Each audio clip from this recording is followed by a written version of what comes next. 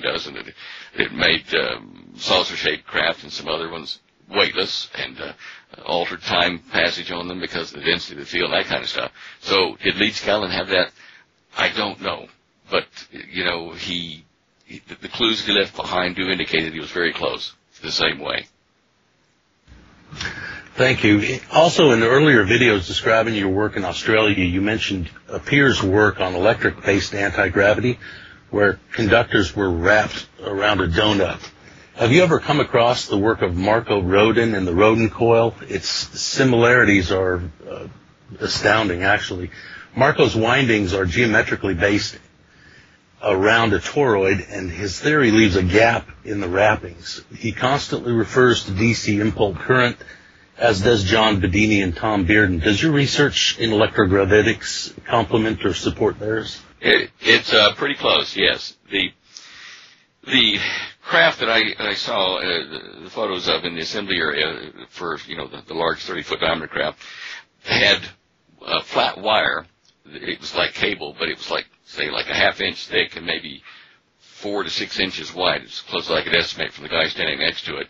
And that was wrapped around the outside of the torus, the mu metal former, which had a bite out of it, like a washer would have, like an iron washer with a cut in it to allow the field to breathe, as they called it. Now, inside that, there was another coil, a flat wire coil, and on the outside, there were 2 separate coils on either side of the donut, which were flat wires that were wound flat, like pancake, one layer, and those were then bent over the craft, and this was part of navigational things, I think, to make it move one way or the other.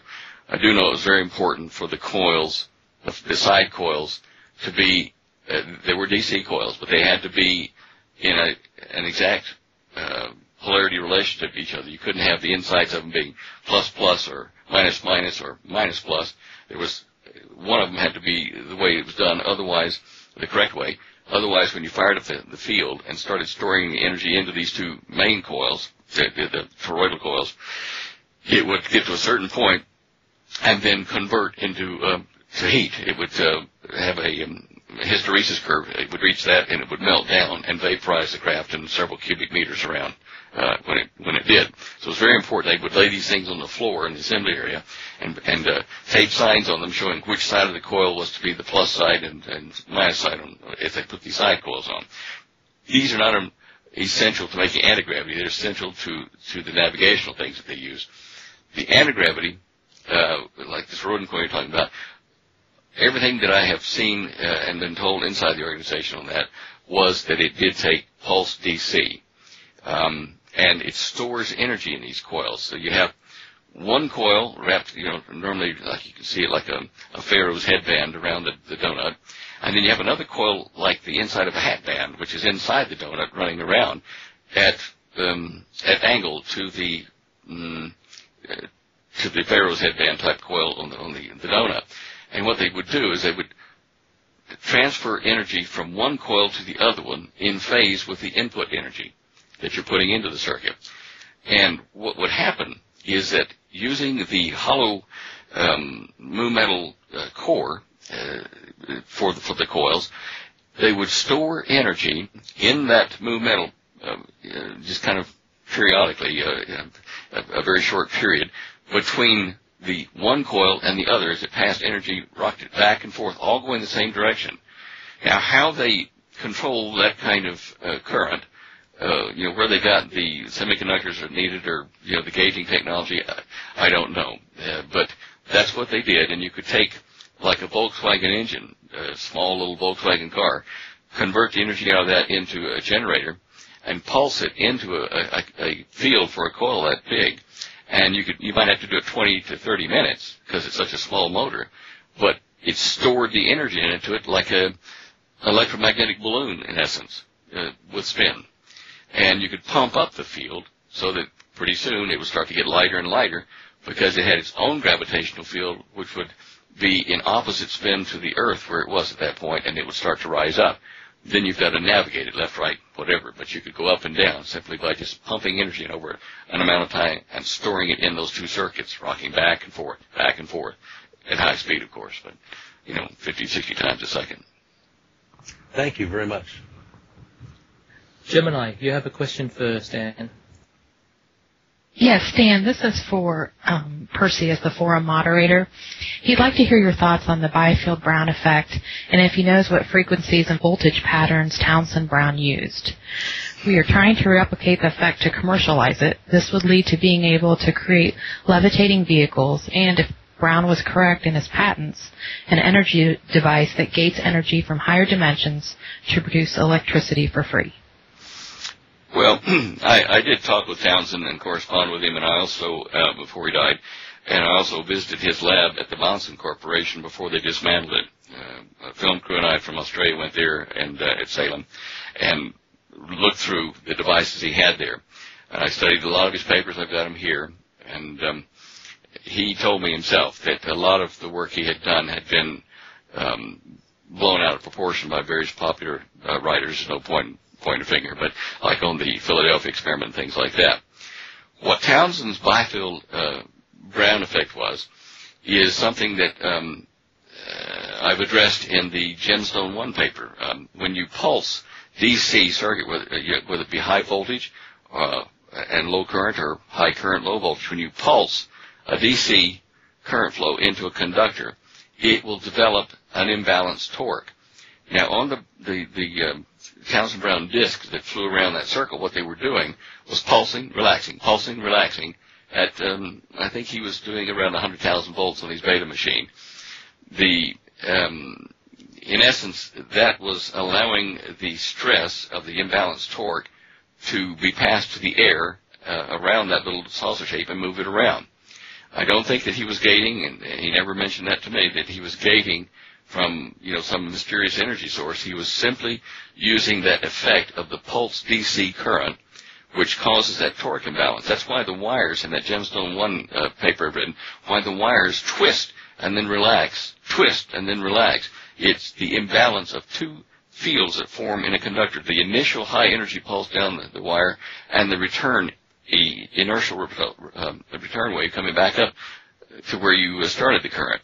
So in a DC current, there's actually two going in that wire, two directions happening until they balance, and they don't notice it, but there's really primarily one directional flow, but the inertia is balanced by that inner core of the conductor. I really believe that's what the Townsend or the Byfield-Brown effect was saying, was just using a disc instead of wires like I've used in my experiment. In fact, that's kind of what led me to experiment with that. Okay, thank you, Stan. All right. I recently listened to your interview with Patrick Timpone on Know the Source. Can you discuss your invitation to build a flying saucer by Dr. Kelly, and for what purpose, to what end were you invited to do such? And furthermore, did a saucer land in Roswell that was not ours, or was it part of our government craft? Okay, well, first of all, the first part of your question, the project that I was invited to join rather strongly was under the direction of Dr. Edward Teller, the guy they call the father of the hydrogen bomb. He's a Hungarian fellow, very, very bright fellow, but his invitation to me came to me in Dallas when I was working in industry there, and I was approached by Dr. James R. Maxfield, who ran a radiation research lab there, and also was a partner with Dr. Teller on the project of anti-gravity and the various other attendant technologies they were developing since the end of World War II. They did approach me. The only way I could figure they even found out what I was doing was that in the computer business where I was in Dallas, I had an office in a large corporation and was the head of disaster solutions for the business. They had 3,000 employees, and I headed up the systems analysts and programmers who solved major problems that occurred. So I had my own private office and a blackboard that you could swivel around and see one side and the other side. And during the day, I would work on, company business, and on my breaks and whatever, I would turn over the back and do my equations and look at various ways to, make anti-gravity or make a craft fly. Among other things. And I think somebody must have come into my office and seen that when I wasn't there, because I was approached by one of the presidents of the subsidiary companies that were all owned by this corporation there in Dallas.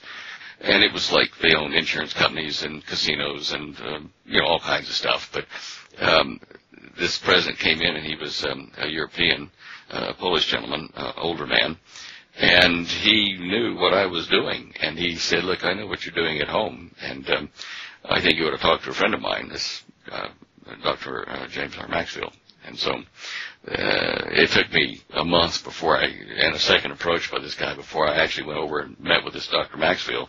And well, I tell you what, life changed right then, because when I went into his office, his private office here in his research lab, just he and I, and pictures along the wall of him in a submarine going underneath the pole with Teller and celebrating with champagne. And, I was meeting with, guys that had training, mathematics way beyond me, and physics, way beyond me.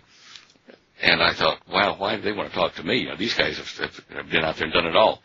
And so he sits me down, this Maxwell guy, and he says, "Okay, tell me what you're doing at your lab there at home, boy." And I said, "Well, gosh, it's like you're called in to talk to the leading physicist of the world, and he wants to have you explain what you're doing, and you feel like a pimple down there next to a mountain." And you say, "Well, gosh, I've been kind of thinking about how gravity and electricity and magnetism all work together." And he said, "Oh, look, don't fence with me. I know what you're working on. You're working on anti-gravity. Now, we've already done that. We've been there and done that, and we're still doing it.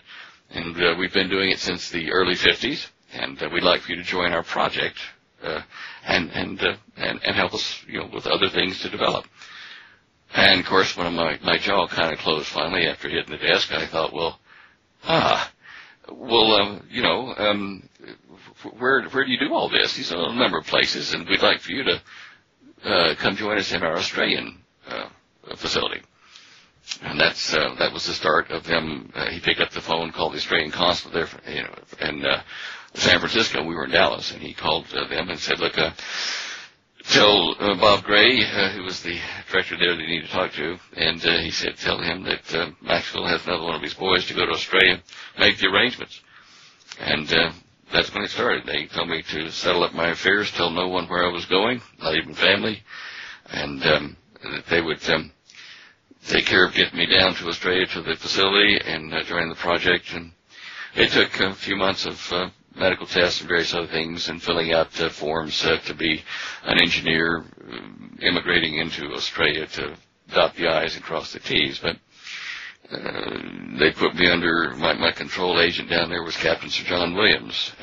He was knighted by the Queen during World War II for his work in recovering gold bullion that was sunk in a ship over near New Zealand. Anyway, he was my guy, and that's who I would answer to down there. We didn't stay connected too long. Within a year and a half, I was unhappy with the way they were holding back certain technologies, and I wanted to share it with people and other countries that needed it, for water and food and energy production. They've got the little black boxes that are about 2 to 3 feet square, cube. They can produce huge amounts of electricity out of the atmosphere and out of the infrared region I was telling you about in nuclear exchanges between atoms. All these things were being held back and are still being held back, while the crusades of the legendary crusades of the past are still being fought, with the Western Judeo-Christian nation base fighting against the Islamic base and trying to burn up and destroy all their oil, saving our oil and our energy until the time that they can control the global government. It's a very, very incestuous type things between the physicists and the bankers and industrialists that form this, I guess you'd call them the Illuminati, but they do control governments. I've watched that there in Australia firsthand, but that's how I got recruited into it, and it's that was many years ago, but yeah. I appreciate that, Stan.